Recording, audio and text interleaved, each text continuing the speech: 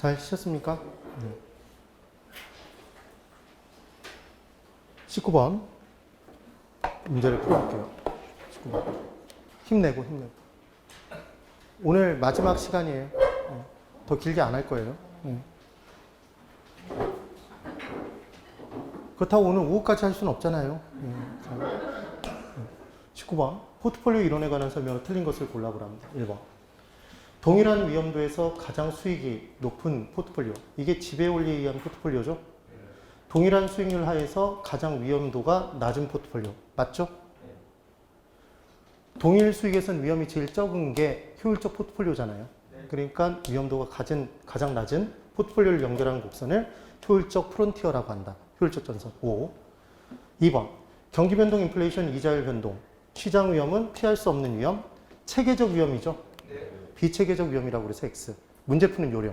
이제까지 포트폴리오 관련 문제가 나오면 정답으로 체크되는 건 체계적 위험인데 비체계적 위험. 그거 함정. 상관계수. 마이너스가 좋은데 플러스가 좋다.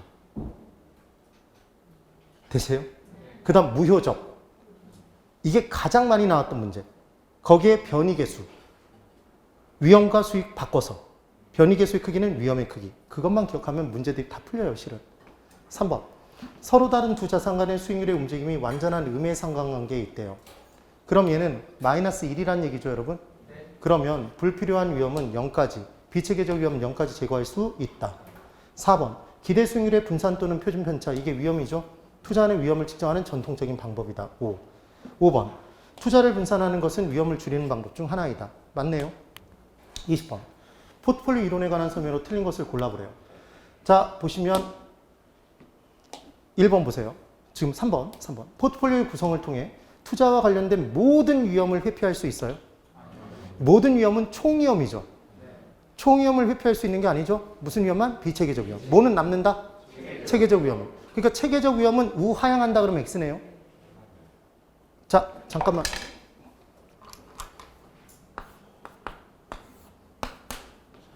위험이 있어요, 위험. 총 위험이 있습니다. 굳이 그려보자면 이런 개념인 거예요. 체계적 위험인 거예요. 그리고 얘가 비체계적 위험인 거예요.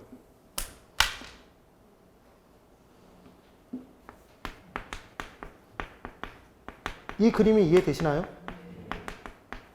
그래서 구성자산수를 늘려가면 구성자산수를 늘릴수록 뭐는 줄어든다?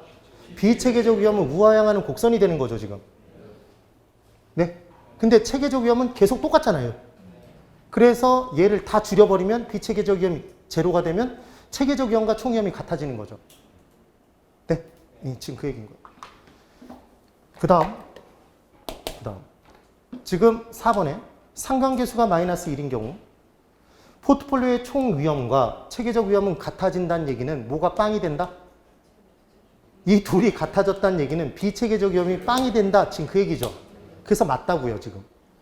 5번. 포트폴리오의 효과란 기대 수익의 희생 없이 기대 수익을 줄이지 않으면서 비체계적 위험을 제거하는 효과를 말한다. 맞죠? 예. 21번. 부동산 포트폴리오 이론에 관한 설명으로 틀린 것을 골라보랍니다. 자, 1번. 평균 분산 지배의 원리를 만족하는 포트폴리오의 연결선을 효율적 전선이라고 하죠. 2번. 우상향하는 이유는 큰 수익을 얻기 위해서는 더 많은 위험 감수해야 되죠. 맞고. 3번. 서로 다른 자산 간 수익률의 분포가 상이할수록 비체계적 위험의 감소가 작아진다, 커진다? 커지겠죠. 3번 왜 틀렸는지 이해되셨죠? 네. 그 다음 4번. 보수적 투자자의 무차별 곡선의 기울기는 지금 제가 항상 여기까지만 읽으라고 그랬죠. 주어를. 가파른 모습을 보인다 이렇게 나오면 보수적 투자자 위험 싫어하니까 대가 많이 볼록 가파르다 경사가 급하다 오잖아요. 그 다음 5번. 부동산은 각종 수익률의 측정이 곤란하며 장기 투자 모형이므로 포트폴리오 이론의 적용이 곤란한 측면이 있다. 자, 여러분 들어보세요. 그냥 이거는 상식선상에서 이건 절대로 답으로 체크가 안 돼요. 주식시장에서 최초 나온 게 마코위츠라는 사람이 처음으로 얘기한 게 포트폴리오 이론이에요. 주식시장에서 나왔단 말이에요. 그럼 주식 투자는 보통 여러분 장기간에 걸쳐서 해요? 단기간에요? 단기간 한 번 사놓고 계속 뚫어져라 쳐다보고 있잖아요. 오르면 팔아버리려고. 근데 부동산을 그렇게 투자하는 사람 없단 말이에요. 그러니까 단기적 모형인 주식시장에서 나온 포트폴리오 이론을 장기 모형인 부동산 시장에 적용하는 데는 어려움이 따르겠네요. 되죠? 또 하나, 주식 투자는 분산이 가능한가요? 분산이 가능해요. 왜냐하면 각각의 자산이 분할되니까. 그래서 삼성전자를 우리가 살 수 있죠. 전체를 사요? 쪼개져 있는 주식을 사잖아요. 근데 부동산을 살 때 그 부동산에 기둥 하나에만, 벽 하나에만 투자할 수 없죠. 비분할성의 특성을 띠니까 분산 투자가 그만큼 부동산만으로 구성하기가 어렵다는 얘기죠. 그래서 분산 투자를 부동산을 가지고 할 수 있다는 얘기는 부자야 가능하죠. 부자. 그래서 일반인은 포트폴리오를 통해서 부동산 투자의 위험을 줄일 수가 없어요. 기본은. 그래서 나온 게 부동산 투자 회사죠. 부동산 투자 회사는 자기관리 부동산 투자 회사 몇 억? 설립 자본금. 그렇죠. 오자마자 기억이 나야 돼. 5억. 이 기억나죠? 그럼 최저 자본금 규모는 2 더하고 10 곱하니까 70억? 근데 사채 발행할 수 있죠? 네. 주주총회 특별 결의가 있으면, 특별한 결의가 있으면 몇 배까지도 가능하다고 그랬어요? 10배까지 가능하다고 그랬죠? 기본 2배고. 그럼 10배까지 하면 70억에 10배면 700억이죠? 그럼 분산해서 투자해 볼 만하죠? 되시나요? 그런 내용이란 말이에요. 그래서 지금 이 내용이 되는 거죠. 근데 여기서 하나 더. 부동산은 각종 수익률의 측정이 곤란하다는 표현이 왜 나오냐? 똑같은 상가 건물을 가져도 그 상가 건물을 누가 운영하느냐에 따라서 임대 수입의 정도는 달라져요. 누구는 관리를 드럽게 못해서 공실이 막 엄청나게 발생해요. 그럼 손해 지는 게 적게 될 거 아니에요. 근데 관리를 잘하는 사람이 관리를 하면 공실 거의 없이 다 채워서 제값을 받으면서 관리가 가능하겠죠. 그래서 수익률의 측정이 얘는 얼마다라고 꽉 객관적으로 수량화시키기가 어렵다는 표현이 나오는 거예요. 그런 내용이 있다는 것만. 그 다음. 그러니까 이런 애들은 웬만하면 답으로 체크가 된다, 안 된다? 안 된다는 거죠. 22번. 옳지 않은 것을 골라보래요. 1번. 특정 투자 대안의 평균과 분산이 모두 크거나 모두 작으면 포트폴리오를 구성함으로써 평균 분산법의 오류를 수정할 수 있다. 자, 순서가 뭐였는지 생각해 보세요. 자, 고개 드세요. 절 보세요.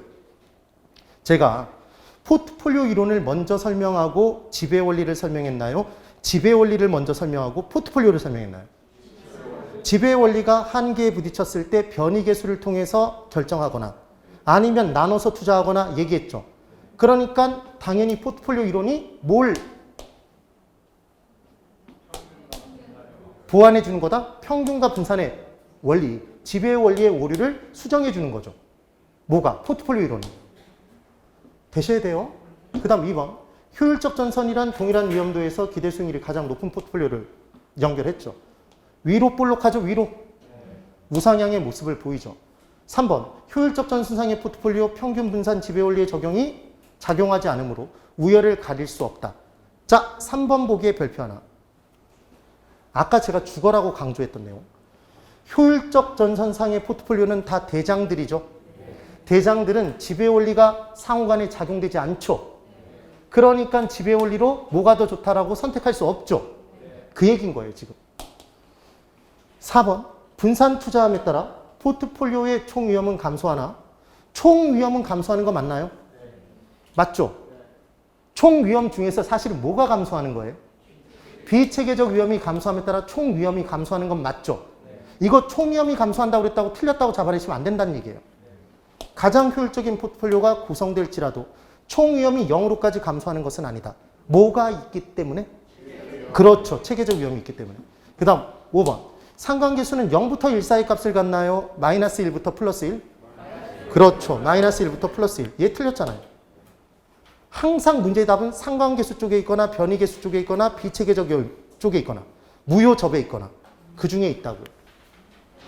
23번 틀린 것. 다 본 내용들이에요. 그래서 지금 내용에서 5번. 구성자산의 수가 증가함에 따라 투자 위험이 감소하므로 체계적 위험은 우하향의 모습을 보인다. 자, 여기 보세요. 여기 보세요. 구성자산 수를 늘림에 따라 우하향하는 모습을 보이는 건 뭐예요? 감소하는 건 비체계적 위험이지. 체계적 위험은 똑같잖아요. 24번. 부동산 포트폴리오에 관한 설명으로 틀린 것을 골라보랍니다. 단 위험 회피형 투자자를 가정한대요. 20회 기출이죠. 여러분 예상 문제와 기출 문제의 차이점. 기출 문제는 절대로 애매모호하게 문제가 안 나와요. 그러니까 투자자의 종류를 위험 회피형이라고 꼭 못을 받는다고 그랬죠. 단정 지어요. 이제까지 위험 선호형 투자자를 전제로, 위험 중립형 투자자를 전제로 문제 나온 적 단 한 번도 없어요. 왜냐하면 일반적인 부동산 투자자는 위험 회피형인가요? 위험 선호형인가요? 위험 회피형. 시장에서 써먹으려고 이 내용 공부하는 거잖아요. 그러니까 위험 회피형 투자자를 전제로 문제를 낸단 말이에요. 그래서 이제 문제를 보면 자 볼까요? 기출 문제니까 1번부터 한번 볼게요. 쉽게 읽기나 보세요. 이제 1번. 두 자산으로 포트폴리오 구성할 경우 포트폴리오에 포함된 개별 자산의 수익률 간 상관계수가 1인 경우 얘 플러스 1이죠? 그럼 얘는 집중 투자한 것과 똑같죠? 그러니까 분산 투자 효과가 없죠? 2번. 효율적 프론티어는 평균 분산 기준에 의해 지배 원리에 의해 동일 위험에서는 수익이 최고인 애들이죠? 포트폴리오 선택해서 연결하는 선 맞고요. 3번. 위험 회피형 투자자 중에서 공격적인 투자자는 그러니까 우리 시험에서는 지워버렸네요. 아까 가끔 선생님들 중에 뭐라고 설명하는 사람들이 생길 수 있냐면 얘 이거 효율적 전선이죠. 이때 아래쪽에 선택하는 사람이 있었어요. A.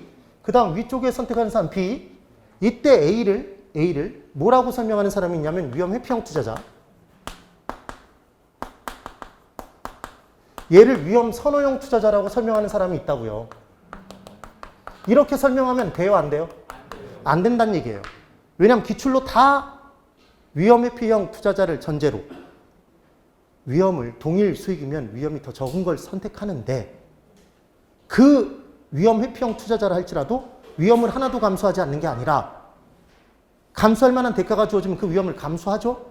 근데 그 감수하는 대가를 요구하는 정도가 달라져서 더 많이 요구하는 사람과 덜 요구하는 사람을 공격적인 투자자와 보수적인 투자자로 나눈 거잖아요. 그러니까 얘를 뭐라고 얘기해야 되고? 보수적. 얘를 공격적. 개념이 그렇다는 거죠. 이것도 적어놓으면 또 이게 맞는지 알고 또 그 다음 자 그래서 여기까지 이해되셨죠? 3번 볼 거예요. 다시. 위험 회피형 투자자 중에서 공격적인 투자자는 보수적인 투자자에 비해 그러니까 공격적인 투자자는 위험이 높더라도 기대 수익률이 높은 투자는 선택하는 건 맞죠? 그렇게 읽는 거라고요. 제가 이걸 안 읽잖아요. 그게 문제를 안 헷갈리고 푸는 방법이란 말이에요. 4번. 포트폴리오 분산 투자를 통해 비체계적 위험뿐만 아니라 체계적 위험도 상쇄시킬 수 있다. X죠. 이런 식의 문제라고. 정말 쉬워요. 그 다음 5번. 부동산 상품을 지역, 유형 등으로 구분해서 부동산 포트폴리오를 구성할 수 있겠네요. 그러니까 주거용 부동산, 상업용 부동산, 공업용 부동산 섞어놓으면 걔들은 상관계수가 플러스 1이 안 될 테니까 주거용 부동산 떨어져도 아파트 가치 떨어져도 상업용 부동산 올라갈 수 있다는 얘기죠. 그런 얘기인 거예요. 그 다음 25번. 다음과 같은 조건에서 부동산 포트폴리오의 기대 수익률을 구해보랍니다. 포트폴리오의 비중은 A 부동산과 B 부동산이 50%래요. 자, 여러분 50%에 동그라미 쳐보세요. 각각의 비중이 똑같으면 다 더해서 그냥 그 숫자로 나누면 되죠. 지금 A 부동산, B 부동산 두 개니까 2로 나누면 된다는 얘기예요. 그러면 해볼까요? 칠판 이쪽 보세요. 각 상황별 A 부동산과 B 부동산의 예상 수익률을 줬죠, 여러분. 그러면 A 부동산 부분의 내용을 보는 거예요. 각각을 봐야 되죠. 여러분 주의하실 건 A 부동산, B 부동산 이렇게 줬는데 얘를 지금 둘로 더해서 2로 나누시면 안 된단 말이에요. 아니, 우선 뭘 구해야 되는 거냐면 지금 확률이 있잖아요. 확률. 그 확률. 그래서 지금 이제 섞어줄 때 잠시만. 맞는데 제가 실수했네요. 그래서 A 부동산, B 부동산 수익률이 각각 있으면 얘를 갖고 섞었죠. 얘 20% 불황일 때 얘 10%예요. 그럼 얘를 더해서 얼마가 나왔고? 30 나왔죠. 30을 얼마로 나누면? 2로 나누면 되죠. 그럼 얘의 수익률은 얼마예요? 지금 A와 B를 섞어서 투자했을 때 불황일 때는 15% 수익률이라는 얘기죠. 얘를 구한 거예요. 그럼 호황일 때는 수익률이 얼마가 될지 계산하려면 이 둘 더하죠. 얼마예요? 100이죠. 100을 얼마로 나누면? 2로 나누면 얼마네요? 50%네요. 그럼 각각의 확률을, 그렇게 될 확률을 곱해서 더해주면 되죠. 이게 가중평균이잖아. 그럼 얘는 곱하면 얼마가 나오고? 6이네요. 6. 그럼 얘는 곱하면 30이네요. 맞나요? 그럼 더하면 얼마다? 36이 나오는 거죠. 되셨어요? 예, 이렇게 기억을 합니다. 얘가 30%래요. 70%랍니다. 그럼 이 문제 어떻게 풀어요? 여기다가 30, 0.3 곱하고 0.7 곱해서 더하고 나온 놈을 0.4 곱하고 그래서 먼저 구해 놓으세요. 그냥 곱할 때 그냥 계산을 해 놓는 거예요. 그럼 여기다 0.3 곱하고 0.7 곱해서 더한 다음에 나온 놈에 0.6 곱하면 얘가 나오죠? 둘을 더해주면 되네요. 그렇게 문제를 푸시면 된다는 얘기. 되셨습니다. 여기 또 떨어졌어요? 26번. 자산 비중 및 경제 상황별 예상 수익률이 다음과 같을 때 전체 구성 자산의 기대 수익률은 얼마입니까? 호황일 때는 40%, 불황일 때는 60%래요. 이 문제 다시 나오면 절대로 포기하시면 안 돼요. 풀어주셔야 돼요. 그러면 호황일 때 40이고 불황일 때 60%니까 여기 각각 얼마 곱하고 그냥 계산 10만. 계산은 여러분들 해보세요. 얘 0.4 곱하고 0.4 곱하고 얘 0.4 곱하죠? 각각. 그리고 얘 0.6 곱하고 0.6 곱하죠? 0.6 곱해줍니다. 그래서 곱한 놈들을 더해주면 되죠? 그래서 계산된 애 얼마를 곱하면? 0.2 곱하면 얘가 나오죠? 그렇게 다 얘들을 계산해서 더해버리면 전체가 나오네요. 이렇게 문제를 푸는 거죠. 꼭 한번 해보세요. 꼭 한번. 몇 번을 반복해서 하시다 보면 이 속도가 좀 빨라져요. 그런데 만약에 계산기를 두들길 때 몇 번 안 두들겨 보시면 연습이 안 돼 있으면 계산기 놓고 이거 계산기 두들길 때 손이 이렇게 덜덜덜 떨린단 말이에요. 그래서 이 문제 간단한 문제를 푸는데도 2분, 3분이 걸려요. 그럼 차라리 안 푸는 게 나아요. 선택입니다, 여러분. 연습하셔야 돼요. 연습. 그 다음 27번. 자, 27번 보세요. ABC 세 개의 부동산에 대한 투자 성과 측정을 통해 다음과 같은 결과를 얻었답니다. 결과에 대한 설명을 옳지 않은 것을 골라보래요. 그때 봤더니 이 구조가 똑같아요. 이런 문제가 실제로 기출된 적이 있어요. 한 3번 정도 나왔었어. 칠판이죠. A 부동산, B 부동산의 각각의 수익률의 기대치 줬죠, 여러분? 수익을 줬죠, 수익. 수익 준 거예요. 그 다음 위험 준 거죠? 표준 편차 준 게 위험 준 거잖아요.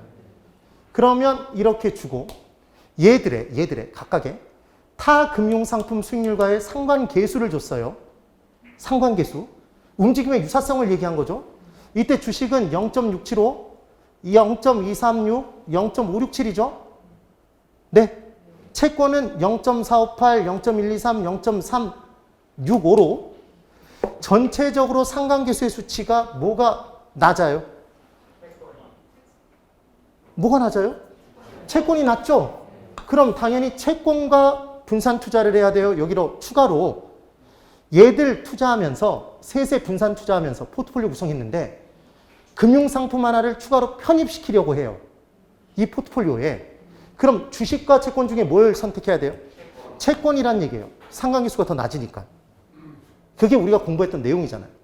그럼 다시 만약에 이 주식, 채권과 부동산 중에 하나만 포트폴리오를 구성하려고 해요. 그러니까 지금 무슨 말씀을 드렸냐면 얘를 기본적으로 투자하고 있어. 주식, 채권에. 만약에.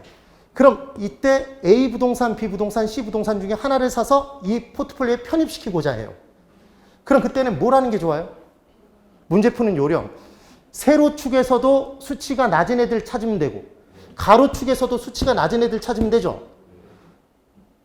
수치가 뭐가 낮아요? 얘들이 낮잖아. B가. 이해가 되셨어요? 이게 문제 푸는 요령이란 말이에요. 그러니까 수치가 이렇게 주어져 있으면 가로축에서 수치가 낮은 애들 먼저 체크해놓고 세로축에서 수치가 낮은 애를 체크해놓고 문제를 풀라고요. 그럼 간단히 풀 수 있단 말이에요. 자, 이제 볼게요. 1번. 이 문제에서는 뭘 물어보는지 모르니까 여기서부터 쫙 봐야 되는 거예요. 1번. A 부동산은 다른 부동산에 비해 저위험이고 저수익 투자 상품이다. 이렇게 줬어요. 볼까요? A는 수익률이 10%입니다. 가장 낮죠? 위험이 7%예요. 가장 낮죠? 저위험 저수익 상품 맞네요. 2번. A, B, C 부동산 모두 수익률의 움직임이 채권보다는 주식과 유사하자. 자, 줄거보세요. A, B 부동산 모두 수익률의 움직임에 줄거보세요. 수익률의 움직임. 수익률의 움직임의 유사성을 나타내는 게 상관계수죠. 네? 그럼 상관계수가 채권보다는 주식이 더 크다. 맞죠? 유사한다는 얘기가 상관계수가 크다는 얘기잖아요, 지금. 네? 다르다라는 게 상관계수가 낮은 거고. 맞아요? 주식이 더 크죠, 지금? 그 다음 3번. 변이계수를 통해 위험 조정 수익을 측정하면 B 부동산이 A 부동산보다 더 우월한 상품이다. 이렇게 나왔어요. 보통은 이 부분에서 답이 나올 가능성이 정말 많아요. 왜냐하면 계산을 해봐야 되기 때문에. 해볼게요. 자, A와 B만 구하면 되죠, 지금? C는 구할 필요가 없어요. 그럼 이 문제를 딱 놓고 우리는 변이계수 구할 때 망설이지 말고 위험을. 얘가 위험이죠? 위험을 수익으로 나누면 되죠? 그럼 얘는 0.7이죠? 그럼 15를 14로 나누겠네요? 그럼 얘는 1. 얼마 이렇게 나올 거잖아요. 그럼 뭐가 작아요? 0.7이 작죠? 그럼 A가 더 우월하잖아요. 근데 B가 더 우월하다고 얘기를 했네요. 네, 지금 그렇게 푸는 겁니다. 다시 이런 형태의 문제가 다시 나왔다. 만약에 다시 나왔다. 근데 문제가 뭔지 모르겠다. 여러분 같으면 1번에서 여러분 답으로 체크되게 문제 내겠어요? 그러니까 1번에 A 부동산은 다른 부동산에 비해 고위험, 고수익 투자 상품이다. 이런 문제 안 내겠죠? 이런 애들은 답이 안 된단 말이에요. 그럼 답으로 되는 건 좀 복잡한 거겠죠? 그럼 변이계수의 수치 어쩌고저쩌고 해서 뭐가 더 우월하다 그러면 하나도 모르겠다면 개를 찍으라고. 몰랐을 때 개를 찍으라는 거예요. 그 다음 4번. 평균 분산 결정법을 따를 경우 투자자는 C 부동산을 투자 대상에서 배제하고 A와 B 부동산 중 하나를 선택할 것이다. 이렇게 얘기했죠. 자, 칠판 보세요. 이게 무슨 말이냐면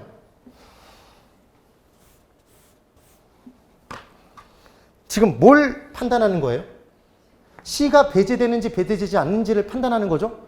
그럼 C를 체크해 놓고 C와 수익률이 유사한 건 C와 수익률과 위험이 유사한 건 A예요, B예요? 수치가 근사하게 붙어 있는 건 B죠. A랑 비교하면 안 돼요. 비슷한 거 찾는 거야. 그럼 이 둘을 비교해 보면 B는 C보다 수익이 큰가요? B는 C보다 수익이 크죠? 위험은 더 작죠? C보다. 그러니까 C가 제껴지는 거죠. 집에 당해버린 거잖아. 그리고 A와 B를 봤더니 얘 수익 낮고 위험 더 낮죠? 수익도 크면서 위험이 크죠? 그러니까 이 둘은 지배 원리로 판단할 수 없죠. 지금 그 얘기라고. 그런데 만약에 여기 보세요. C를 A와 비교했어. 이 문제가 나왔는데 만약에 C를 A와 비교해버리면 A가 위험 더 작죠? C보다? 위험도 더 작죠? 그럼 지배 못한단 말이에요. 그럼 이 문장을 이 문장을 이해할 수가 없어요. 그러니까 문제 풀 때 첫 번째, C를 배제했다 그러면 C와 유사한 걸 찾아서 그 둘의 지배 원리를 판단해 보는 거예요. 그게 문제 푸는 요령입니다. 그 다음 5번.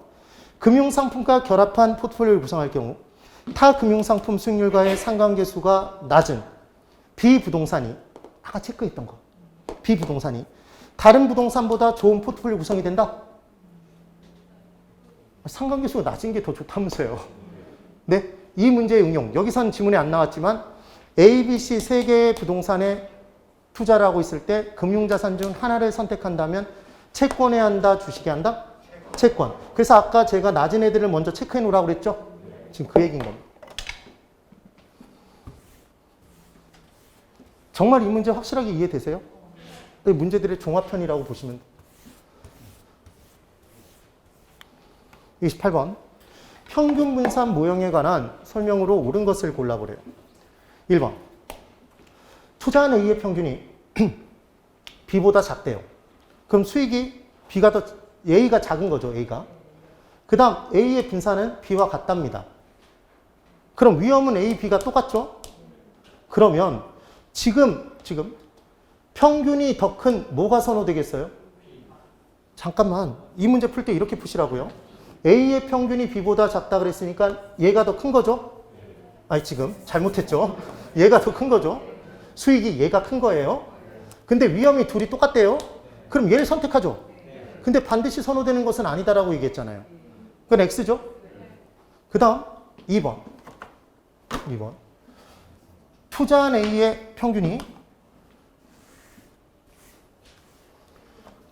평균이 B보다 크답니다. 그럼 지금 A가 수익이 크죠? A의 분산도 B보다 크대요. A가 위험도 커요. 그럼 위험과 수익의 비례관계죠? 어느 투자안이 보다 우월한 투자인지 판단할 수 있는 방법이 없어요? 있죠? 선택 지배 원리로 못하지만 변이계수에 의해서 우리 판단했잖아요. 그러니까 X인 거죠. 3번.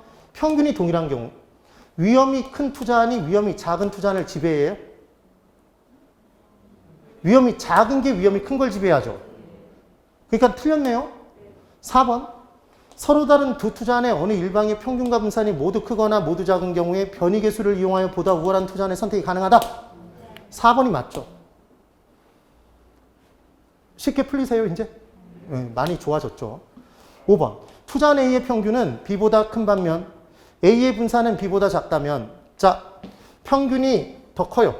수익은 A가 더 커. 근데 위험은 A가 더 작아요. 수익은 크면서 위험이 작은 투자예요. 그럼 우리는 당연히 뭘 선택해요? A를 선택하죠. 근데 선호하는 것은 아니다 그랬으니까 X죠. 그렇게 문제를 푸는 거라. 29번. 1,000억 원의 부동산 펀드가 빌딩 A, B, C로 구성되어 있다. 다음 설명 중 옳은 것은 이렇게 문제가 나왔습니다. 그러면 여러분 여기 보실래요? 지금 매입 가격이 A, B, C 부동산의 100억, 300억, 600억이죠. 이제까지 문제 풀었던 것을 보면 가중치가 몇 프로를 차지하고 있다라고 문제가 줬지 금액이 나온 적은 없었죠. 그럼 얘는 금액이 필요한 게 아니에요, 사실은. 그럼 지금 이 부분에서 100억, 300억, 600억 부분에서 뭘 체크를 해야 되냐면 전체 1000억 중에 100억이니까 얘는 10%죠. 가중치가 지금 10%잖아요. 네, 얘는 30%죠. 얘는 60%라고 준 거죠, 지금.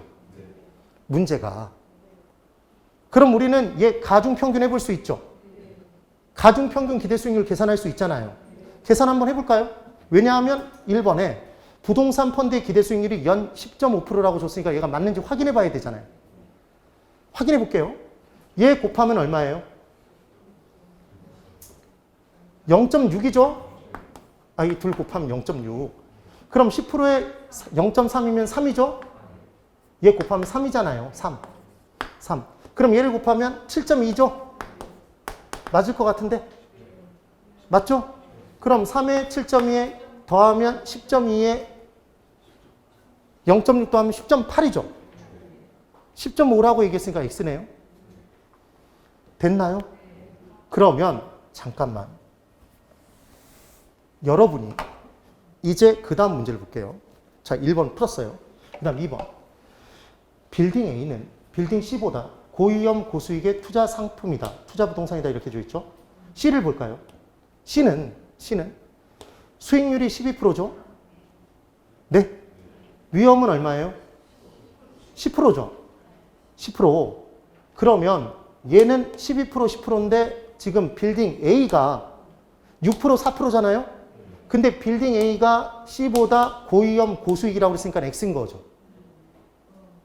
수치가 얘가 더 높잖아요. 너무 쉬운 거예요. 3번. 투자자의 요구 수익률이 연 10%라면 얘 10.8%였죠, 여러분? 기대 수익률이. 해당 투자에서 기대되는 수익률이 해당 투자에서 투자자가 최소한도로 요구하는 수익률보다 크면 투자하죠. 10.8% 더 큰데 투자하지 않는다고 그랬죠, 지금. X. 그 다음 4번. 부동산 펀드의 빌딩을 추가로 편입시킬 경우 이 펀드의 구성자산수 늘리면 체계적 위험이 줄어요? 비체계적 위험이죠. 그래서 X죠. 5번. 빌딩 A, B, C 중에 위험 일단위당 기대 수익률이 가장 높은 것은 빌딩 A다 이렇게 줬죠. 그럼 이 문제 풀 수 있어요. 자, 여기 보세요. 칠판 이쪽 보세요. 우리 이제까지 계산했을 때는 다 위험을 수익으로 나눴죠. 그게 변이계수잖아요. 근데 얘는 지금 기대 수익률의 크기를 물어보고 있죠. 그럼 얘가 분자여야 되잖아.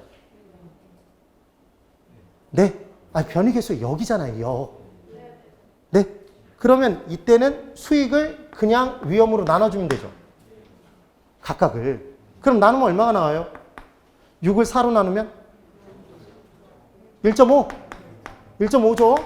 그럼 얘는 1.3. 3 얼마? 1.4 얼마? 그 다음 얘는 1.2. 그럼 뭐가 제일 낮아요? 제일 높은 거. 제일 높은 거. A죠, A. A가 제일 높다 맞잖아요. 지금 그 얘기입니다. 그 다음 이제 1번부터 풀어야 되는데 1번부터 풀기에는 약간 애매해요. 자, 여러분 잠깐만 잘 보세요. 원래 오늘 저의 목표는 투자론을 다 끝내고 금융론을 한번 들어가는 거였는데 항상 목표는 목표로 끝나고 근데 제가 마음을 바꿔먹은 이유가 있었어요. 어제 특강을 했는데 테마 특강을 했는데 투자론 부분하고 감정평가론 들어가서 거의 대부분 잘 이해를 못해요. 그리고 화폐 시간가치 계수 얘기하니까 멍을 때리시더라고요. 그러면 특강을 들으러 오신 분들이 그와 같은 상태면 거의 다 대동소이하거든요. 근데 제가 이 예상 문제집을 가지고 진도를 그냥 날아가서 끝내면 뭐 하겠어요? 본 듯한 느낌만 가진 게 제일 나쁜 거라고 그랬죠. 그래서 문제가 나오면 무조건 그 문제를 풀 수 있는 능력을 갖춰야 된다고 그랬잖아요. 그래서 제가 조금 더 그냥 자세하게 설명을 하기로 마음을 먹은 겁니다. 그래서 이 문제집을 끝까지 자세하게 설명을 할 거예요. 네. 그럼 무언가 또 조치를 하겠다는 얘기죠, 나중에는. 네. 2번 남았는데 뭐 어떤 조치가 이루어질 거예요, 분명히. 제가 학원하고 원장님하고 이제 좀 상의를 드려서 이 내용을 좀 잘 보도록 말씀을 드릴 거예요. 근데 솔직히 제가 이 문제집을 제가 안 썼다고 그랬잖아요. 김하선 선생님이 쓰셨는데 시중에 나온 예상 문제집 중에 제일 좋단 말이에요. 이 문제가 만약에 안 좋은 문제면 제가 이거 넘기세요 그러면서 막 넘어갔을 거야. 그럼 진도를 정말 빨리 나갈 수 있었을 텐데 그러기에는 정말 주옥 같은 문제들이 많단 말이에요. 그래서 연습을 시켜드리고 싶었던 거예요. 이것만 잘 푸시면 무조건 합격한다고 봐도 과언이 아니에요. 다른 걸 안 봐도 돼. 근데 이 중에서도 만약에 시간이 없다 그러면 그때도 기출문제 위주로만 보시라는 얘기를 한 거예요. 됐죠? 그리고 분명히 이거 다 끝난 다음에 이제 어떤 질문 하실 거냐면 저한테 그걸 요청할 거예요. 이 문제집에서 꼭 풀어봐야 될 것만 추려주세요. 한두 번 얘기를 들은 게 아니에요.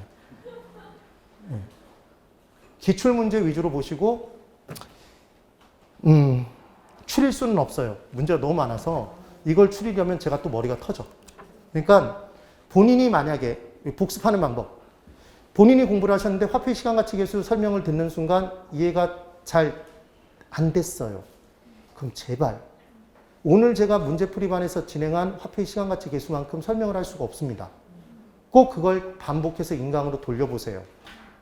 오시고 가실 때 2번만 돌려보셔도 여러분들의 것이 돼요. 그리고 출제자가 문제를 내면 이거 냈네 그러면서 웃으면서 풀 수 있게 돼요. 근데 항상 거기까지 못 가고 헷갈리는 정도에서 멈춰 서 있으니까 맨날 틀린다고요. 봐도 틀리고. 되셨죠? 네. 열심히 해주셔야 돼요. 열심히. 질문. 이거 3가지를 연달아 맞추면 집에 가고 안 그러면 집에 안 갈 거예요. 그러니까 만약에 답을 못 하겠는 사람은 답을 하지 마세요. 집은 가야 될 거 아니야. 저당상수의 역수는 연금의 내가계수다. X입니다. 하나 통과했어요. 변이계수는 위험을 수익으로 나눈 값이다. 집에 못 가게 됐어요. 변이계수는 위험을 수익으로 나눈 값 맞죠? 그러니까 위험의 크기지. 다시 변이 계수는 높을수록 좋다. 위험의 크기니까 낮을수록 좋은 거죠. 다시 극복해서 2개가 됐어요. 집에 가기 위한 길이 험난해요. 포트폴리오를 잘만 구성하면 총 위험을 0까지 수렴시킬 수 있다. X. X죠? 총 위험은 절대로 0이 안 돼요. 보여드렸죠. 체계적 위험은 절대로 안 줄어요. 뭐가 줄어요? 비체계적 위험이. 그래서 질문. 포트폴리오를 구성하면 총 위험을 줄일 수 있다. 총 위험을 줄일 수 있다. 5죠? 비체계적 위험을 줄일 수 있다. 5죠? 체계적 위험을 줄일 수 있다. X. 최적 포트폴리오는 투자자별로 달라진다. 5죠. 최고 적합한 건 투자자별로 다 달라진다니까. 투자 선택도 다 달라지고. 뭐가 다 다르니까? 위험에 대한 태도가 다르니까. 효율적 전선은 대장들의 모임이다. 그 대장들을 뽑을 때 사용하는 원리가 지배 원리다. 지배하는 애들만 선택한 거죠? 동일 수익에서는 위험이 제일 작은 애죠? 걔가? 그럼 위험은 어디에 있어요? 좌우. 그러니까 위험이 큰 애들을 지배하죠. 오른쪽에 있는 애들을 지배하겠지. 다시. 동일 위험에서는 포트폴리오는 수익이 제일 높은 애죠? 그럼 수익이 낮은 애들을 지배하죠? 낮은 애들은 어디에 있어요? 수익이 낮은 애들은. 아래쪽에 있죠? 이거 오른쪽에 있는 거 아니에요? 네. 무효적, 무효교. 무효접. 무효만, 무효접. 만나는 점이에요? 접하는 점이에요? 접하는 점. 그걸 기억하시라고요. 됐나요? 적금 부을 때 뭐 사용해요? 적립금. 그렇죠. 감채기금 계수, 상환기금 계수. 네. 그럼 상환기금 계수는 이자가 붙어요? 이걸 대답 못한다는 게 이상한 거예요. 복리로 붙고 까는 거잖아요. 네. 그러니까 감정평가론에서 감가 수정하는 방법 중에 내용 연수에 따른 방법에 정해진 액수로 까는 게 정액법, 정해진 비율로 까는 게 정률법, 적금 붙는 게 상환기금법이었죠. 그래서 이자 붙는 만큼은 매년 깔 필요가 없었잖아. 그래서 매년 상환하는 금액, 매년 상각하는 금액이 가장 작았죠. 상환기금법이. 이자가 붙는 만큼 덜 모아도 되니까. 다 연결돼 있다고요. 다시 잔금 비율, 상환 비율 계산할 때는 뭘 사용해요?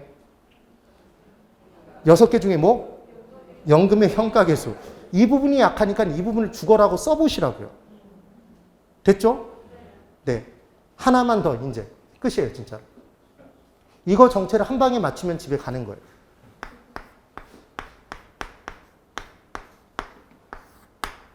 맞아요, 틀려요, 우선? 아, 그렇죠. 잘하셨어요. 이게 틀렸어요. 이게 현재 가치 계수죠? N년 빼면 현재 돼요. 그러니까 연금의 현재 가치 계수이거나 저당 상수 둘 중에 하나죠? 맞아요? 그럼 얘는 뭐가 길어요? 분모가 길죠? 그럼 얘 곱하면 쪼개지죠? 금액이 작아진다고. 그러니까 얘의 정체는 뭐예요? 저당 상수입니다. 이해되셨죠? 근데 만약에 얘가 월이고 월이면 얘 뭐로 나누고? 12로 나누고 얘는 12 곱하죠? 그걸 기억하시면 된다고요. 됐네요. 아, 오늘 잘 가르친 거예요. 예. 자, 만족스럽네요. 오늘 여기까지 수업을 진행할 거예요. 꼭 복습하세요. 시험 어렵게 나오면 제가 화폐 시간 가치 계수가 많이 나오는 거라는 얘기를 했어요. 네, 오늘 여기까지 진행하도록 하겠습니다. 대단히 고생 많으셨어요. 예.